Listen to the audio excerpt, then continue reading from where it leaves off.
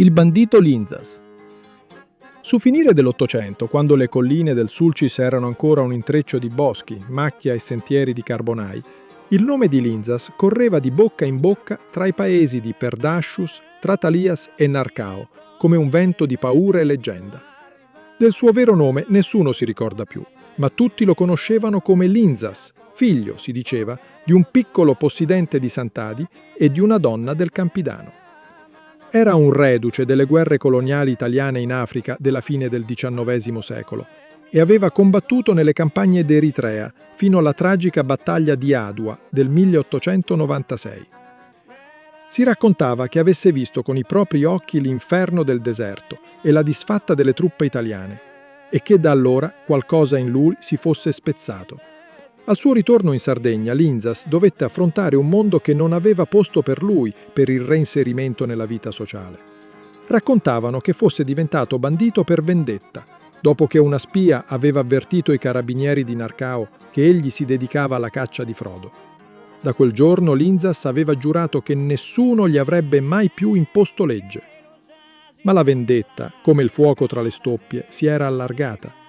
Aveva ucciso un possidente a Sant'Adi, poi un carabiniere lungo la strada per Narcao. Da allora era divenuto l'uomo più ricercato di tutta l'isola sud-occidentale. Si diceva che si rifugiasse tra le rocce di Is Senis, una piccola altura di Perdascius, dove i massi si aprono in fenditure e grotte profonde come bocche di pietra. Gli anziani raccontavano che, nelle notti di luna piena, si vedeva un lume muoversi tra gli spuntoni. Era Linzas che accendeva un fuoco per scaldarsi o forse per cuocersi qualcosa da mangiare. I carabinieri del regno lo cercavano da mesi.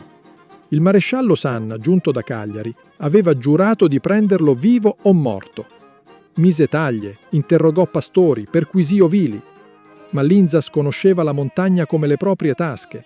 Si spostava di notte, attraversava i torrenti e lasciava dietro di sé solo l'eco dei suoi passi. Un giorno d'autunno un contadino di Perdascius trovò sul ciglio di un sentiero un pezzo di stoffa insanguinata. Era il cappotto d'orbace di Linzas, trafitto da una pallottola. Lo portarono al maresciallo, che capì subito. Il bandito era ferito e non poteva essere lontano.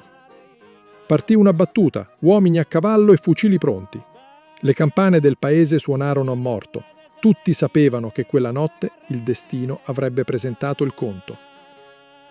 Nella grotta di Is Senis, Linzas respirava a fatica. Aveva una ferita al fianco e una pistola.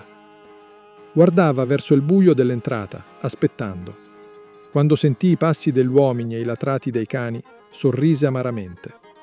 «Non mi avranno come una bestia», mormorò. E mentre i carabinieri si avvicinavano, prese la sua ultima decisione. Un colpo secco riecheggiò tra le rocce. Poi solo il silenzio. La banda